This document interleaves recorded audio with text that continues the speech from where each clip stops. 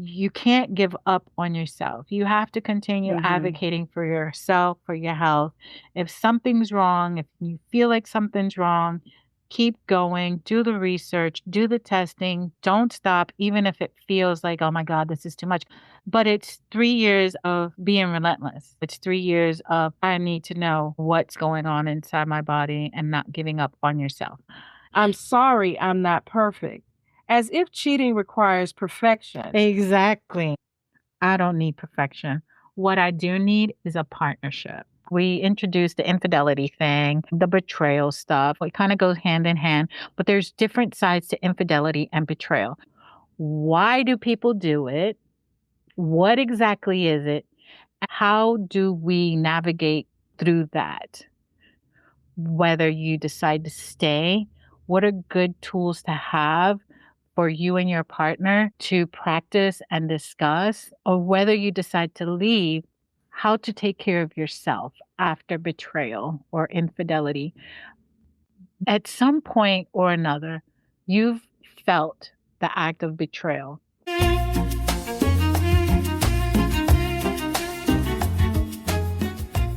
You're tired of the performance, the smiling, the masking, the holding it all together. You need a place to put it all down. I'm April, clinical researcher, author, and creative guide. And I'm Jackie, an entrepreneur, mother of 4, and a realist best friend. We bridge the gap between clinical science and spiritual intuition to help you navigate the messy middle. No judgment, no matching pajamas required. But before we pour the tea, a quick house rule.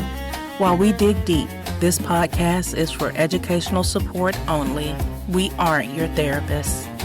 We are the village you've been looking for. Welcome to the digital living room. This is We Should Be in Therapy. Welcome back to the digital living room. If you are the strong friend, the peacemaker, or the matriarch of your family, take a deep breath. Today, we are hanging up that cake. Before we get to the coffee and tea today, we need to do our routine feelings check-in.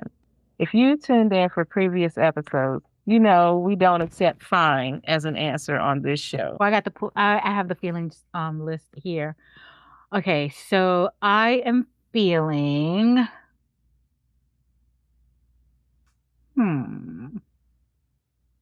I mean, right now I'm feeling a little happier. Oh, that's good. But yeah, I'm going to stay in my happy place. Forget about what happened earlier. Okay. And my body girl, I am hot. Woo! I am burning up. I am sweating bullets over here. I got on the sweatshirt over here. I know. I must be going through it. How are you feeling, April? Let me see this sheet. I'm feeling pretty good. So I'm going to say I'm feeling delighted. Nice. Yes. And my body sensation, I got a little bit of tension in my neck. But other than that, I'm feeling nice and loose. I'd feel delighted too if I had some flowers. Yes, that was a nice treat to see. I love that. I'm so happy for you. Thank you. You want to do a cup check? Yes. So I just finished my tea. I had some not lavender. What was that? Vanilla chamomile tea this evening. I have I went to that place right there, Big John's, and ordered breakfast this morning. So I ordered me a large coffee because I was going to split it with Rudy, but I didn't. I ended up keeping it. So now I'm doing my leftovers. Okay, leftover coffee from this morning, from breakfast, which I didn't eat. He ate it all. Which is fine. Girl, let me tell you. Does it have caffeine in it? Oh, yes, indeed. You already, and sugar. I was loving it. Anyway, before we go to the rest of the episode, let's do our highs and lows for the week. Do you want to start, April? Sure. So I'm going to say that my high this week was I got flowers. So yes, that was good. Well, a little more. You had a very nice. It was a nice week. We actually went out and walked the lakefront together. We've just really been having we've been doing our evening walks pretty much every day. We've been having our nice quality time. So it's been a really nice week. I had a friend come in town for a conference, and she and I got to actually go walk the lakefront too. We walked Magazine Street. spent some time in the French Quarter. Went to Love the Congo that. Square, and Jamie came with us to do that, to the drum circle that I'm always telling you about. Oh, that's at Congo Square. That's at Congo So Square. Kayla was right. Oh, she knows Kayla about knows it. about it. Oh, awesome. Okay. Yes. Okay. Yeah. So you're gonna have to make it with us sometime. Yeah. Yeah. Yeah. So that's my high for the week. It was just a great week this week. The low for the week, we live in a crazy place. They got this new property management that are aggressively targeting people with cats. And us people that take care of the community cats, they're just coming after us. And some of the people, um, it's actually getting to them. They've actually stopped feeding the community cats. So, What? yeah, I talked to one of my neighbors, and she told me that she said they won't let me feed them. And I'm thinking to myself, what do you mean they got right? Like, it's Yeah. not stopping me, you know? Yeah, like what does she mean? Like, are you gonna get a fine or are you gonna get a There's what is it? nothing in the lease that says anything about a fine. You know? But I don't know if anybody reads the lease like, I mean, I've read it very closely, Mhm. and I've run it through my AI. So my AI has read it for me. And it's an established practice.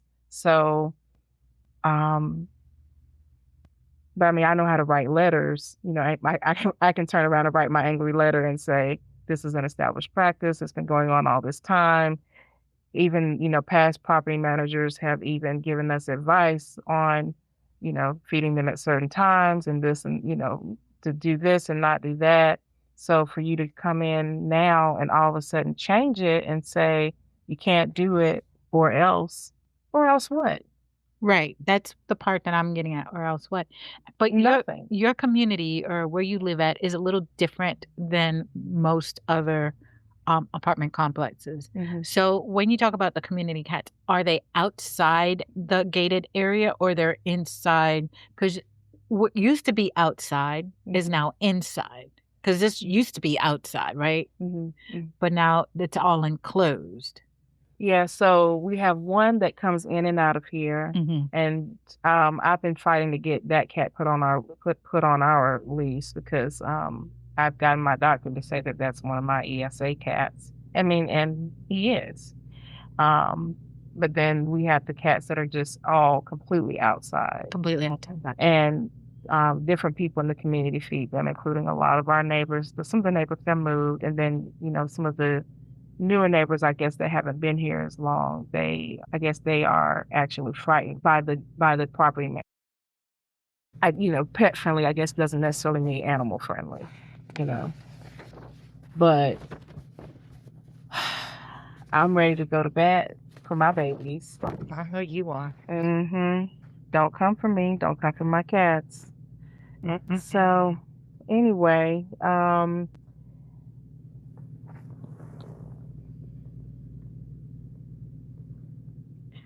so this place, they're behind on maintenance requests. It's like really affecting us. Like they aren't fixing the building, but they've like started like doing all these like so-called inspections and things like that. But I think it's all just to harass us. So Inspections that are not going anywhere? right, Hmm. yeah, yeah. Do you think it's because you might be targeted because you're a mixed race couple? I mean, because you've been here for quite some time now. Yeah, I'm not sure, but considering race and disability are the top two causes for housing discrimination in the U.S., we aren't taking any chances. So we've reached out to fair housing as well, for a fair housing attorney. What are they saying? Last year, not last year, a couple years ago, we reached out to a nonprofit that does fair housing, and they didn't take the case because they were too backed up. But since this is still going on, we're reaching out to them again. So I think that we might have a better chance since it's still going on. That's good. Yeah. It's good. Yeah. So it seems like it. Yeah. Are you on a month-to-month lease or you're like year-to-year lease? We do usually do a year lease, but we have all our documentations. If whenever we get ready to leave, my plan is to write our letter. If we need to get an attorney, we'll do that so that we can get out of the lease. But we're just not quite ready yet. Yeah, it's gonna take some time. Yeah. I hope it's not because of the mixed race. I really hope it's not, but yeah, like I said, we're not taking any chances. I guess I'll just close with this. People ask all the time, why don't you just move? But it's not that simple. When you're fighting chronic pain, depression, you can't just move. We just didn't have the bandwidth. But now that we're feeling better, I feel like we're gonna kind of, Start getting those wheels moving. yeah. If you're struggling with feeling isolated in your healing journey, here's why. You were never meant to do this alone. If that sounds familiar, listen closely. We are about to open up the toolkit later in this episode. But you don't have to memorize everything we say while you're driving or doing laundry. If you want these tools in your pocket, they're just waiting for you in our digital living room. Stop guessing. We've put the proven system for finding your rhythm into a guide you can keep. Go to weshouldbeinTherapy.com to get your free toolkit today. We've saved a seat for you, so come sit with us. Now back to the show. So my high for the week is I've had some really nice moments this week. Let's start off with Rudy. We spent some really nice time together. Like there was no arguing, there was no bickering, which I don't really want to say that we argue and bicker. We just have small tiffs because of things that has happened, but nothing major to be like blowout, blah, blah, blah, blah, kind of this saying. But we did draw each other closer, which is important for me too, to feel that we are connected, you know. Um even through other stuff that I'm going through. Another high for me was, how when you get into this mental drain and you don't want to do anything, you just want to sleep, you want to be bothered with. Well, my youngest daughter called me and said, "Hey, we're gonna go to this concert. I already bought the tickets. You gotta go. I'm gonna pick you up in about an hour and a half, so start getting ready." I found something to wear and had an amazing time. Girl, I was not tired at all. I was jumping and dancing and just having a good old time. And it was Kayla's birthday, which is my second daughter. And we just had a great time. Then we went out to the club, stayed there a whole 20 minutes because that place was jam packed. It was jam packed. But I am so glad that they pushed me to do this and created memories with them. And it was a great concert. I went to their concert here in New Orleans 25 years ago. So Who's this? Mana. And so it's like a pop rock band in Spanish. Great. And I'm glad I did it. Another high for me was having lunch with my oldest daughter. So spending really quality time with my children is always a good thing. But let's talk about my low. So after 2 years, I would even say a little bit more than 2 years. I officially got diagnosed with pancreatic neuroendocrine tumor, grade 1 cancer. So officially, I got diagnosed with that cancer. So I recently put a post up saying that they tell you this, but you're not listening. You're not hearing it, right? It's kind of like, okay, all right, whatever. But then as time goes by, it's when you start realizing, oh, so I have cancer, right? It doesn't register immediately. It registers after the fact. So finally, maybe about a week or two after, I'm like, okay, I have cancer. So what do I do now? Well, I just have to go through the motions. I got to do more testing, CAT scans, now, just to see if cancer is anywhere else in the body. I haven't officially talked to the doctors.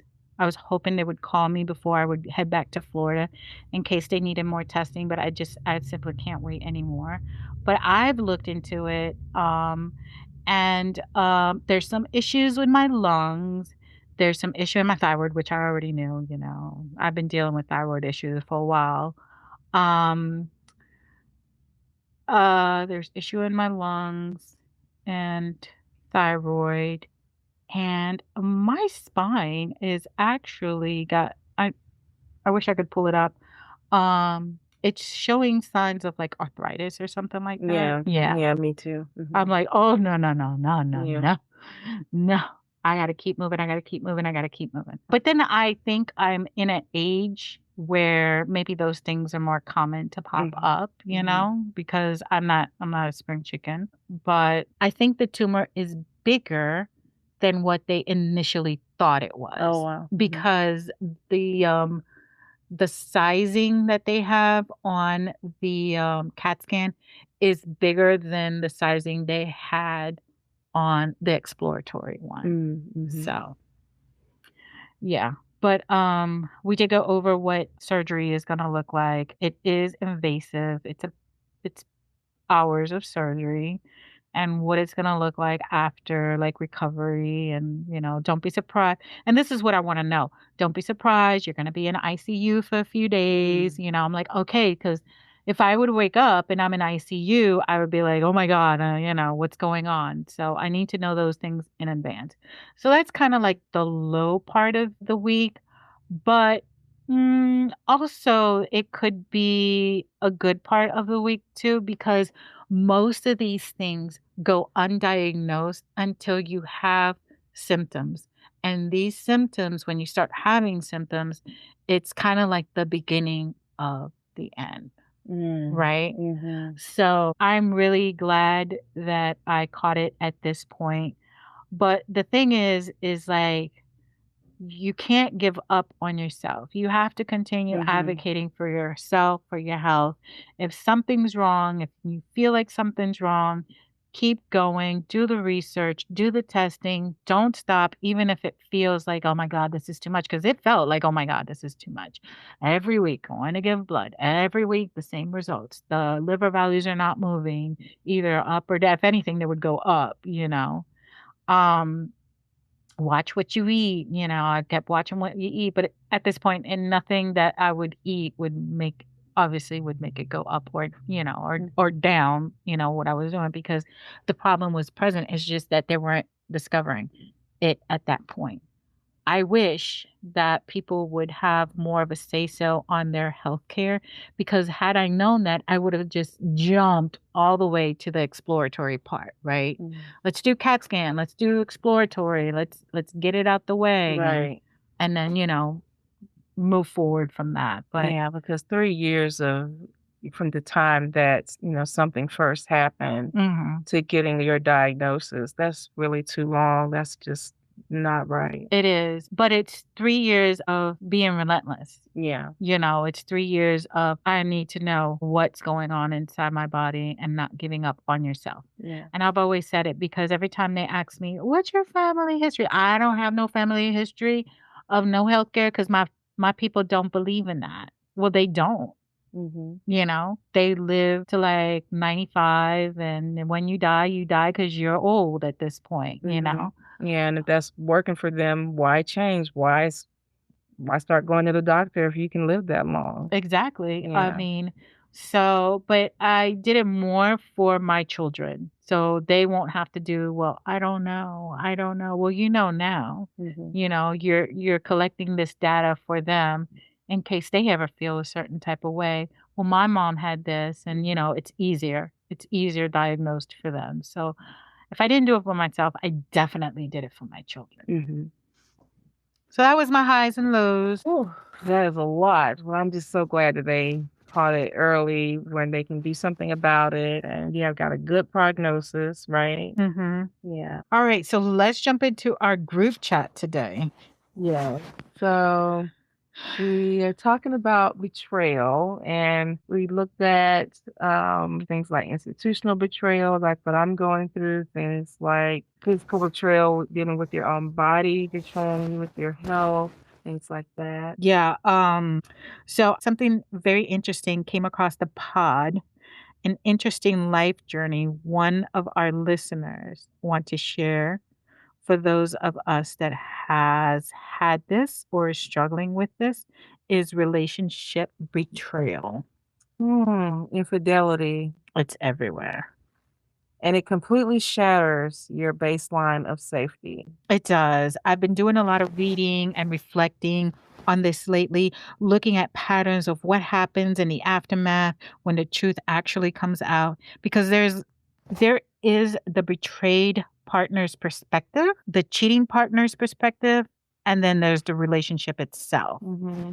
And what I keep seeing is how the burden almost always falls back on the matriarch. Say more about that. The cheating partner creates this massive, devastating mess. But because we're so conditioned to be the fixers, the expectation is that the betrayed partner is going to somehow hold it all together and fix the relationship. Yeah, the cape goes right back on. Girl, exactly. And instead of the cheating partner taking full initiative to repair the damage they cause, they deflect. I hear so many stories where the cheater gets caught and their explanation is, well, I was in a vulnerable place, or I thought you were going to break up with me, or my personal favorite deflection, I'm sorry, I'm not perfect. Ooh, the classic, I'm sorry, I'm not perfect. As if cheating requires perfection. Exactly. Girl, I don't need perfection. What I do need is a partnership. I love that. I don't need perfection. What I do need is partnership. Exactly. But instead of partnership, it gets worse. When the betrayed partner is trying to process this trauma and actually wants to talk about it, the cheating partner puts out. They do this heavy, deep inhales and exhales, like, ugh, we're trying to talk about this again. Like that annoys me. Like in any situation, like if you're the person that did the wrong thing, whether it's cheating, whether it's lying, whether it's forgot to take out the trash or anything, it's like, like, what am I talking to? A 5-year-old? Right. Like you're inconveniencing them. Yeah. Like you're the one that did this. You're the one that physically acted on this. Why are you getting exhale and inhale on me? Deal with it. Because the cheated partner has to deal with way more. Right. Right. It's so manipulative. It's passive aggressive. It's gaslighting. It's designed to make the betrayed partner feel like they did something wrong, even just by bringing it up. Exactly. It makes the betrayed partner feel like there is something wrong with them. But let's be clear. None of this is the betrayed partner's fault. None of it is. The cheating partner created the mess, but they drag their partner into it, giving them brand new trauma and spiking all of their previous traumas. Girl, spiking previous traumas after you done tried to heal from them gets louder after that. Yeah. Yeah. You know? For sure. And cheating is a choice.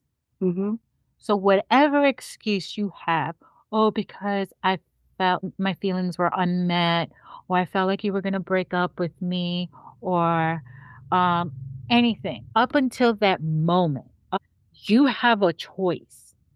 You know, doesn't even have to be in search. It could be emotional. You could talk to a person. Financial. Yeah, a financial. There's all kinds of infidelity and betrayal. 100%. You have a choice. You have a choice. No, I'm not going to do that. Right. You know? Yeah. Yeah. A lot of the time, the unfaithful partner is operating out of their own unhealed mother wounds, childhood trauma, you name it. Yeah. And they absolutely need to go to individual therapy to deal with it. Because couple counseling cannot fix a cheater who hasn't fixed themselves first. Right. I want to pause right there. We actually had a conversation behind the scenes about whether we should bring a guest on the podcast, maybe anonymously, to share the unfaithful partner's perspective and explain why they do it. And we might explore that side of the dynamic on a future episode. But for this episode, we are absolutely centering the betrayed partner's point of view. Yeah. Right now, this space is for the betrayed partner. Giving airtime to the excuses of why someone cheated risks taking the focus away from the people who need it most today. We're focusing on healing, which means we have to look at the psychology of why we react the way we do. Well, let's dig in the jargon jar. This is a part of the show where we unpack the psychological terms because, as we like to say here, let's name the thing to tame the thing. That's right. So we're going to pull out our first thing out of the jargon jar. The first term is betrayal trauma. We usually think of this just in terms of infidelity, but betrayal trauma happens anytime a person or an institution that you depend on for survival or safety violates that trust. It can be institutional betrayal, like my landlord holding my shelter hostage, or it can be your own body, or it can be a cheating partner. So, why do betrayed partners stay and try to fix it? Why do we need to put the cape on? Well, in our culture, especially for Black women, that expectation is baked in. Dr. Cheryl Woods Giscombe, a Black psychologist, conceptualized the Superwoman schema.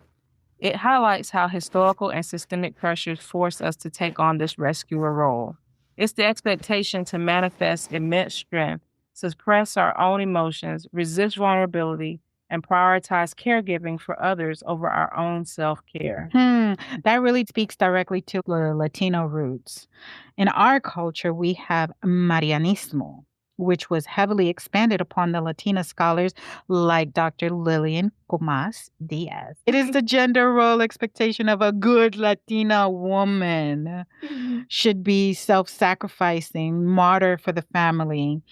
I feel like my entire identity was built around being the matriarch. I'm constantly trying to be like the perfect mom, holding it all together and rescuing everyone around me. God, that's so tiring. While internally I'm struggling to keep myself from falling apart. And now my body is literally fighting cancer. The body keeps the score. All that masking and chronic stress adds up, which brings us to the next term, the savior complex. This isn't just about being altruistic or being a good person. It's often a trauma response that develops in childhood. It becomes a defense mechanism for exerting control in a world that feels unpredictable or chaotic. Because when you're in a volatile environment, fixing other people feels like the only way to keep yourself safe. Mm-hmm. Yeah, exactly. So when we try to fix everyone else, we go through this toxic resentment betrayal cycle. We select someone in crisis, we give excessively, and we subvert our own needs in order to be whatever they need. But then they don't actually change, and we reach deep resentment when nobody is there to help or rescue us in return. Girl, you preaching. This drops us into our final term for the jargon jar, the drama triangle. It's the cycle we get trapped in, right? Yeah, developed by Stephen Cartman, the drama triangle maps out the toxic cycle of dysfunctional relationships. It has 3 interconnected roles: the victim, the persecutor, and the rescuer. We think we're being helpful, but in reality, a rescuer enables the victim, keeping them dependent, so the rescuer can feel needed and secure. Girl, you're making me think over here. You're making me think a lot. So by rescuing them, we're actually preventing them from learning how to heal themselves. And meanwhile, we avoid dealing with our own stuff too. Are we just doomed to this cycle? Or there's anything else out there? Yes, thankfully there are ways to break the cycle. And because democratizing and decolonizing therapy is our priority, we're going to look at the winner's triangle, developed by A.C. Choi. I love that. How does A.C. Choi flip the triangle? It shifts the roles entirely. The victim becomes vulnerable, the persecutor becomes assertive, and the rescuer becomes caring. I like that. Caring instead of rescuing. But what does that look like? It means you care about their well-being, but you don't take over. You listen and support, but you don't do the work for them. You empower the other person to fix their own life, which frees you up to live yours. we're going to have to let that marinate for a little second. Yeah. Because if you're listening to this and realizing your role as the matriarch Or patriarch. this is a result of a broken internal working model, a blueprint that told you your only value is in what you provide and who you rescue. Take a deep breath. Girl, I've been doing a lot of rescuing. Me too. Mm-hmm. It's so heavy, though. It's like my whole identity was wrapped up in rescuing other people. Mm-hmm. Yeah. And here's the thing, April. Mm-hmm. Now that I feel like I need rescue, the people I rescued are not available. Right. It's like, who is there for you? Mm-hmm. Who's going to help me? And I'm not talking about like my family, like my children. I'm talking about people. But it's not reciprocal. It's not. Yeah, it's not. Yeah. It's not. It actually, they're making it worse. You know, because if I feel like now that I need you the most, you want to act out. Yeah, really makes you rethink your choices. It does. Yeah. And like, what have I done? Yeah. Why did I spend my time on this? Right. But take a deep breath. I'm trying. You're not broken. It just might be time to stop rescuing everyone else. I have to. Yeah. I have to rescue myself. Yeah. Right now, I just have to rescue myself. Yep. Hang up your cape and just be caring. Oh, that's hard to do. I mean, I don't have a choice right now but to hang up my cape because I'm dealing with what I'm dealing. And I have to realize this is all for therapy, going to therapy, that I can't be spending energy on rescuing other people, fixing other people's problems, dealing with nonsense, relationship stuff, family stuff. That's energy wasted right now because I need that energy to heal myself, to focus on myself, to be mentally prepared for the things that I'm going to go through in a short period of time.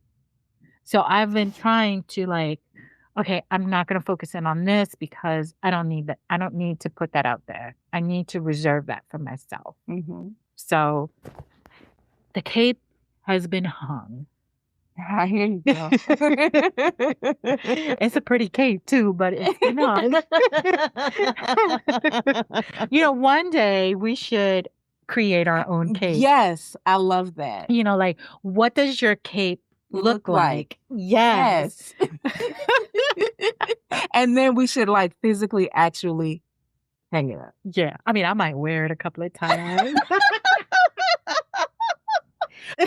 Came and went. So here's the thing. When he needs some freaking rescuing, I will go and grab my cape. I will put it on and be like, da da da da. Here, you have to save the day. But with the intent of, you think I'm your Superwoman. Mm-hmm. Boy, get out my face. Hey. I just like putting this cape on just to tease you. But, that's when I'll put it on just to be petty. Petty. Oh, Lord. But we are going to work on that. Yes. What you want your cape to be? What color? What do I want it to look like? What color would you want it to be? That's a good one. I'm going to say either... I think mine's going to be different colors. I think it's going to have some purple, some champagne, and some rose gold. I don't know what that's going to look like. I don't know if rose gold goes with purple. It doesn't matter. It's your cape. Yeah. And some sparkles. Oh, girl. My first choice was purple purple on the outside Mhm. and red on the inside. Okay. And obviously it's got to have gold and, because, I'm really, I'm a bedazzle that bitch. April and Jackie have created a new safe space with the We Should Be in Therapy podcast. This podcast is an intimate and meaningful conversation between friends, a place where sensitive and traumatic issues and their impact on mental health can be addressed. This podcast is unique because April and Jackie are both willing to share their personal experiences with therapy and trauma. What I find surprising and affirming is both ladies hold these conversations with humor and joy. They bring a lightness that is sorely missing from the mental health space. I am very excited to see how We Should Be in Therapy will impact the culture. Moving quite along. Yes. We have made it to the favorite part of the show, the altar and the evidence, where the shaman meets the scientist. Hey. Well, before we get into the evidence part today, I have to share what happened right before we hit record. I brought Jackie. So, would you want to bring this part up? All right. So April gave me a gift. She gave me 3 gifts. 3. So every time April does a reading for me, I always say, pick the Oshun deck. Pick the Oshun deck. And so she always picks, she does the Oshun deck. That's my favorite deck. So in Cuban culture, part of our culture is the religion of Santeria, right? So I grew up with my grandmother having her altar and having her pictures of the people she loves and having like the candles, and she would give them food every now and then. And my picture was always there. Even when she moved to Miami and I went to visit her, she took me to her altar. She's like, "You're always in my altar." When you're born, you're given a god, right? So mine was Oshun, and I love that one because it literally describes the person that I am. So it wasn't a surprise that that was the assigned God for me. So when you gave me that deck, I was like, oh my God.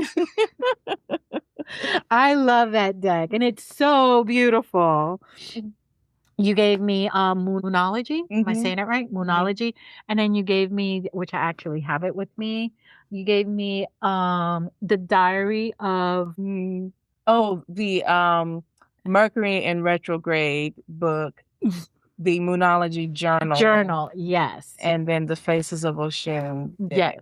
I absolutely love that. So Oshun her flower is daisy. The bigger the better. Her color is yellow, and that kind of like absolutely blew my mind because of a dream that I had after my diagnosis, that I always share my like vivid dreams with you. And I love dream interpretations. I've always loved it. Ever since I can remember, I've always been just so in tuned with that. So you went ahead and literally dissected that whole dream. Yes. Why don't you tell us the dream first? All right. So I was dreaming that I had met up with one of my high school friends, and she had sent out invitations to her wedding. Now she's already been married, so it's kind of like a renewal of vows type thing. So she wanted all of her guests to dress in yellow, and he wanted all of his guests to dress in blue. And the day of her wedding was going to be April 17th. No, it was April 7th. April 7th. Yeah, it's 7 plus 7 is 14. Yeah. The day of your surgery. So April 7th. And that's it. Yeah. I mean, that's the gist of it. Yeah. So there was so much symbolism in that dream. Yes. Yeah, there's the colors, there's the numbers, there's the fact that it's a wedding. So let's get into it. First of all, though, what did you think or feel? How did you feel when you woke up from the dream? Do you remember?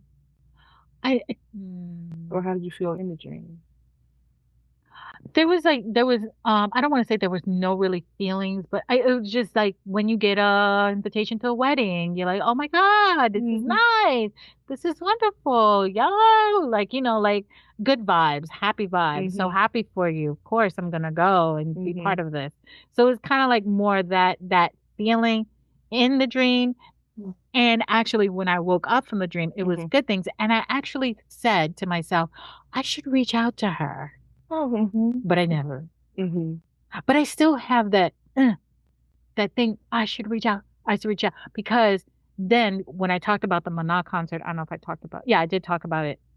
Right now, um, the first Mana concert that I went to 25 years ago was with her. Oh, interesting. And so when I went, like she's on my mind. Mhm. She's on my, so I need to make it a point to reach out to her. And after the concert, I met up with her nephew. Mhm. Like I'm I saw this kid when he was like maybe 12.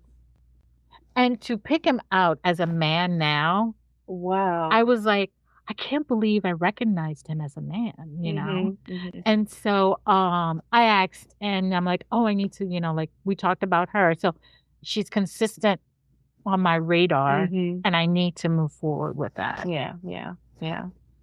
And then so the color yellow, that's being one of your that's one of your uh favorite flower colors, and Hmm. Oshun's favorite color. And then also too, the colors yellow and blue, those are related to what we talked about with the chakras, right? Yellow being associated with the solar plexus chakra, um, which is sort of right in sort of like your midsection area, and has to do with your digestive system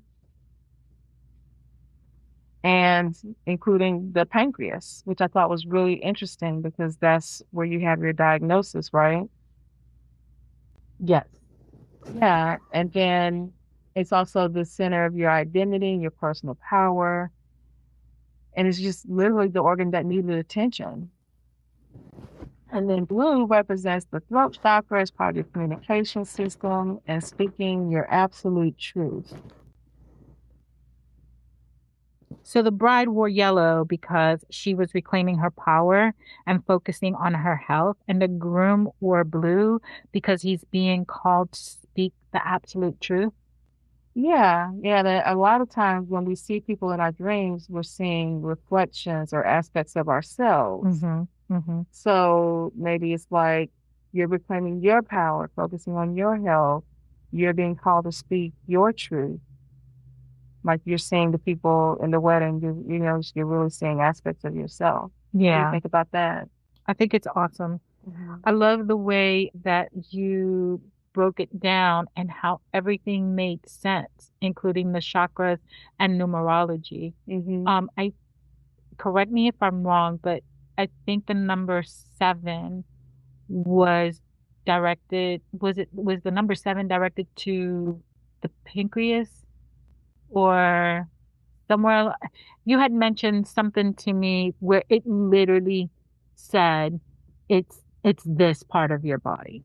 There are 7 chakras. Altogether, there are 7 chakras. Check.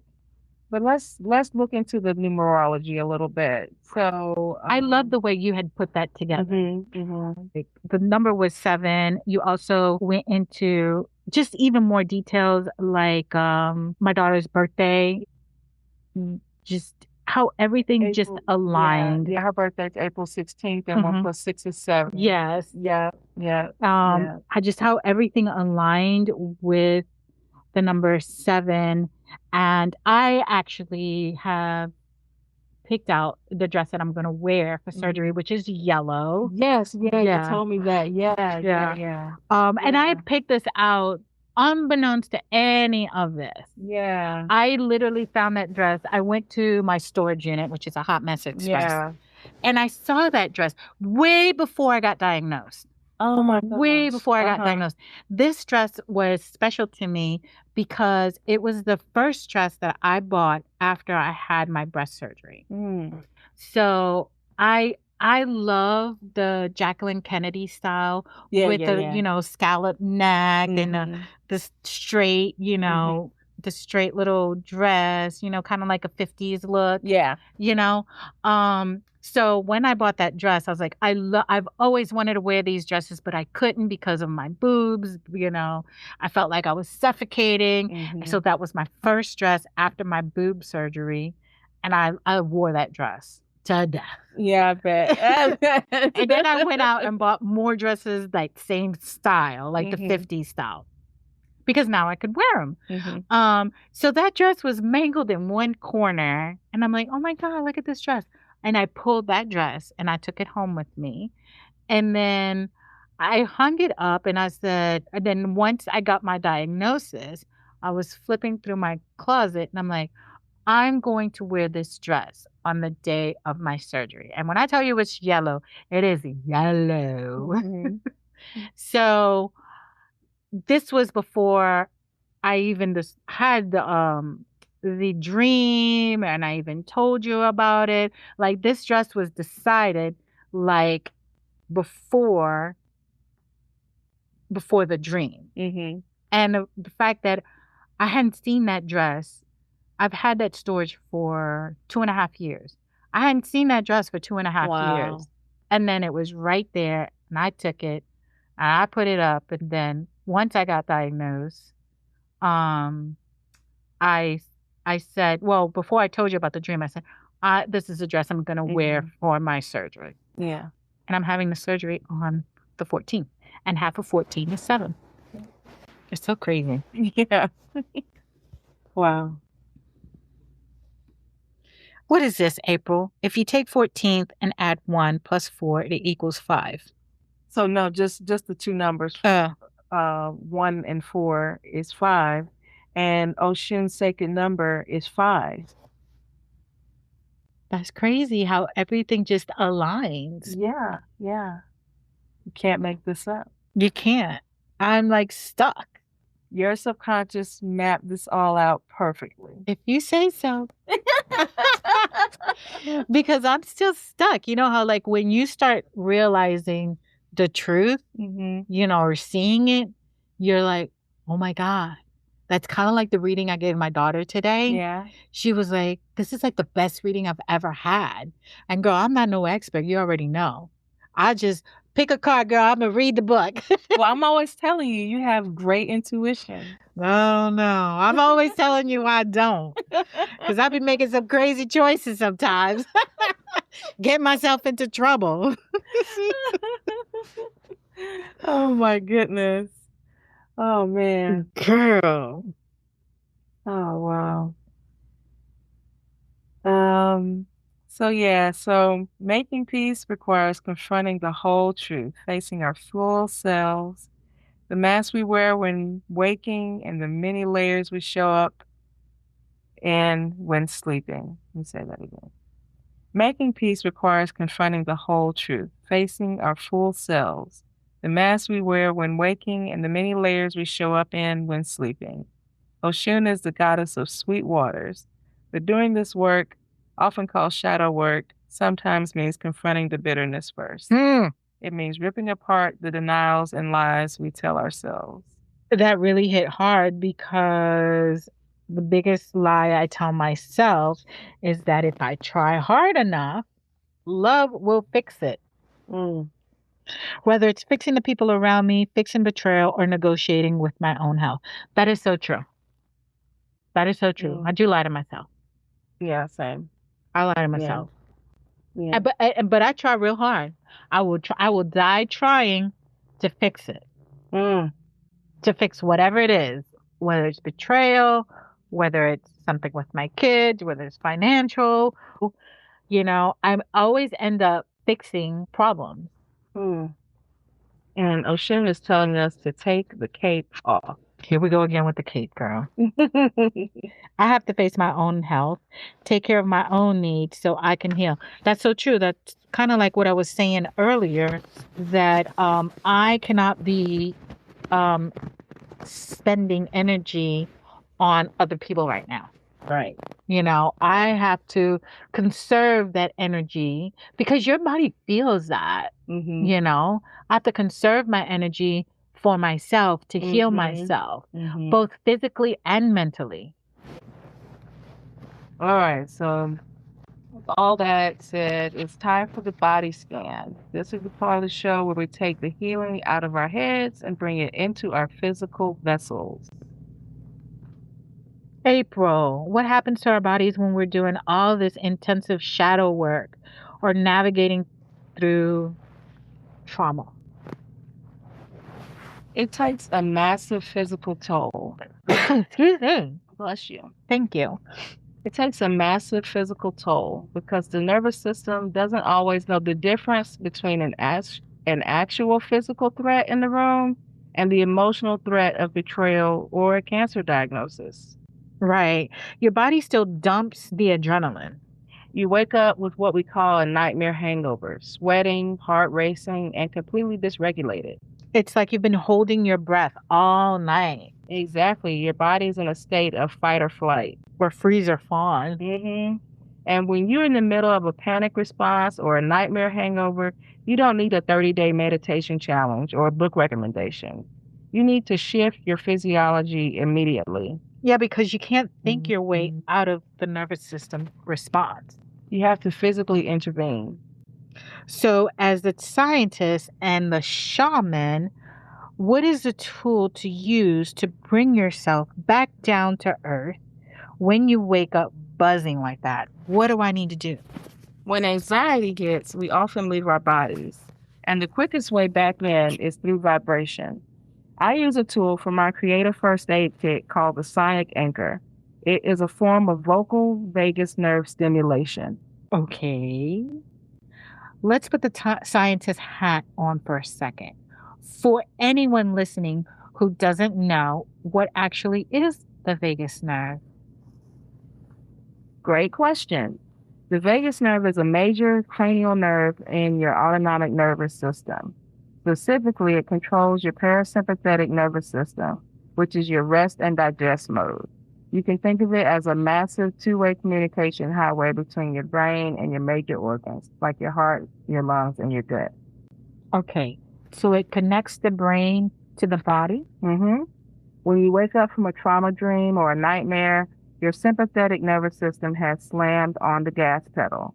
The vagus nerve is your biological brake pedal. When we stimulate it, it sends a direct message back up the highway to the brain that says, hey, the threat is gone. You can power down the alarm. I love that visual. So when we're stuck in a fight, flight, freeze, fawn response, the vagus nerve is how we hit the brakes? Yep, exactly. The word vagus actually means wanderer in Latin. It wanders all the way from the brainstem down through your neck, passing right by your vocal cords and your inner ear. So when you hum, you physically massage that nerve with internal vibration. It sends an immediate safety signal to your brain. So humming literally vibrates you back into your body. That's so incredible. Yeah, it's so simple. You find a low note with your own voice that feels resonant to you. Place one hand on your chest and one hand on your stomach. Focus entirely on the physical vibration. Can this help with symptoms like dissociation, that feeling of being spaced out? Yeah, I personally have a long history of dissociation as a trauma response. When I feel completely dysregulated, I place one hand on my chest and one on my tummy, and I hum. I need to remind myself, I'm right here. I am safe in my own body. You're anchoring yourself in the present moment, and the best part is you don't need any special equipment. Exactly. Your voice is the medicine.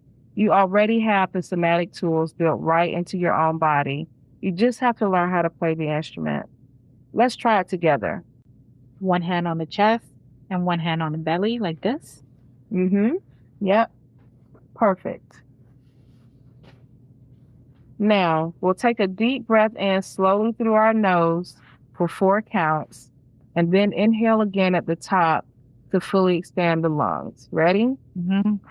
Okay. Inhale for 4, 2, 3, 4, and inhale again. And now exhale audibly through the mouth.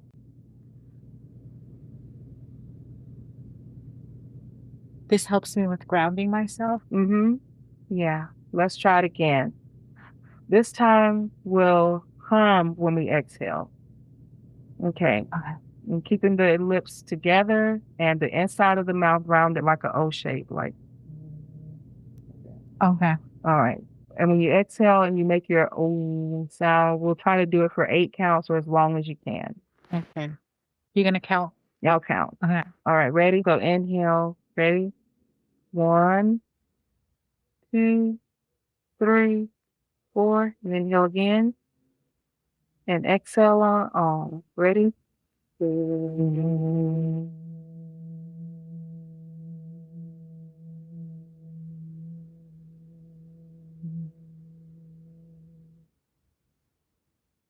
good.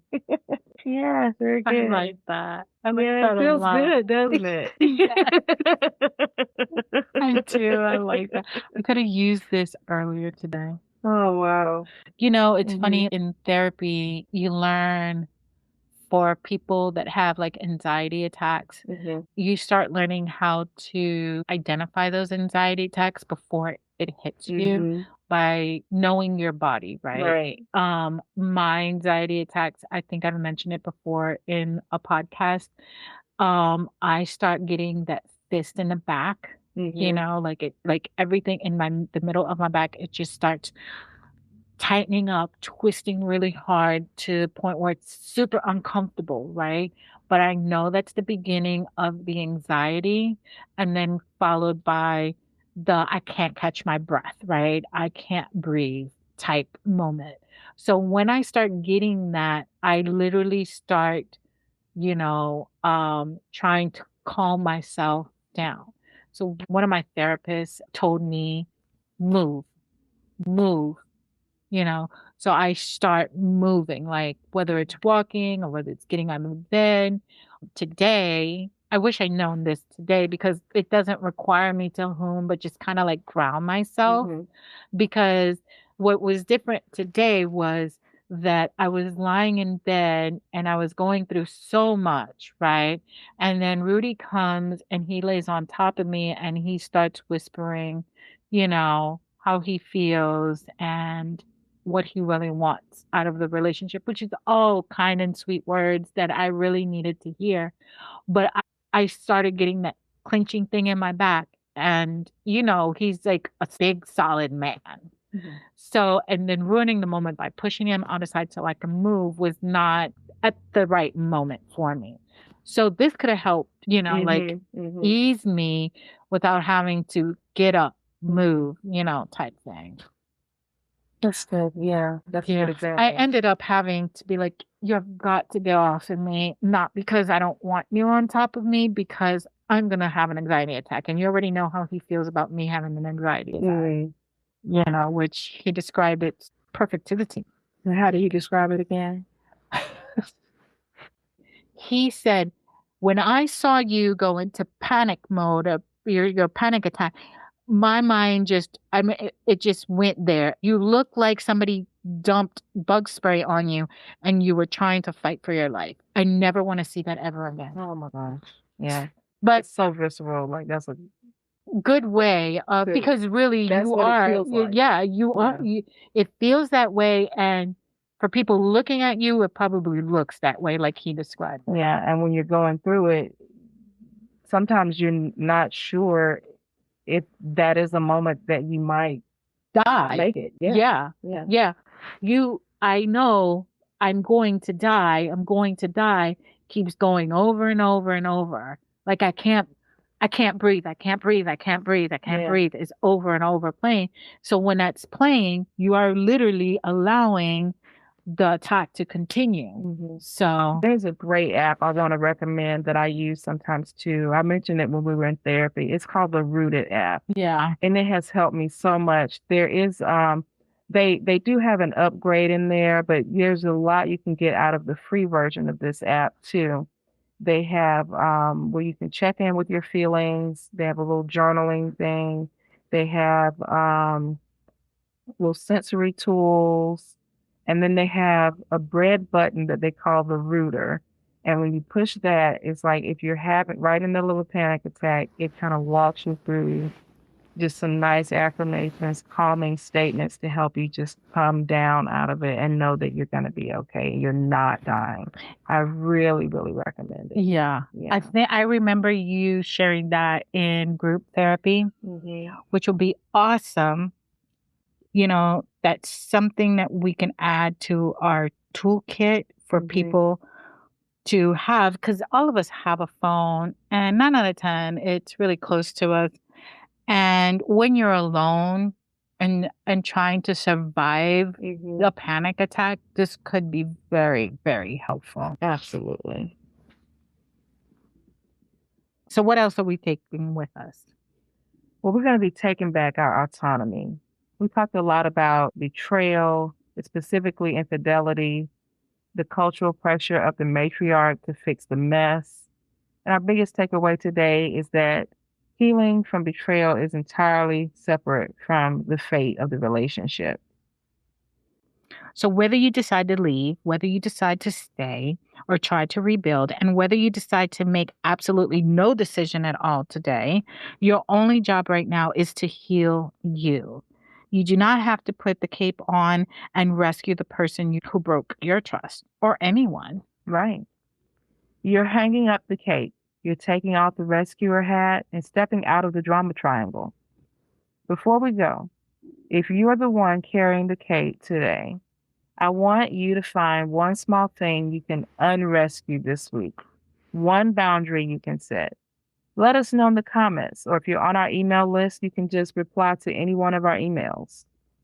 And if you're waking up with a nightmare, hangover from doing heavy shadow work, or if your nervous system is buzzing from the weight of life right now, we want you to have practical ways to regulate. The sonic anchor we practice and the additional tools to help you shift from panic to presence are all in our free creative first aid kit. You can get the entire toolkit at no cost to you. Just go to weshouldbeinTherapy.com and subscribe. It will be waiting for you right there in the welcome email. Remember, these are your break glass in case of emergency tools. There's no homework here, just relief. So, wrapping it up, until the next time, remember to breathe and be gentle with yourselves. You know that you don't have to carry the weight of the world on your shoulders. You're allowed to be the one who is cared for. You are allowed to let the water be sweet. We hope you found a little bit of rest here today. If this episode helped you carry the load a little lighter, please leave us a review on Apple Podcasts or Spotify. Here's what nobody tells you about reviews. They aren't for our ego. They are lighthouses. They signal to the algorithms and, more importantly, to other people wandering in the dark that this is a safe place to land. So help us build the lighthouse. We appreciate you. I'm April. And I'm Jackie. And we should be in therapy.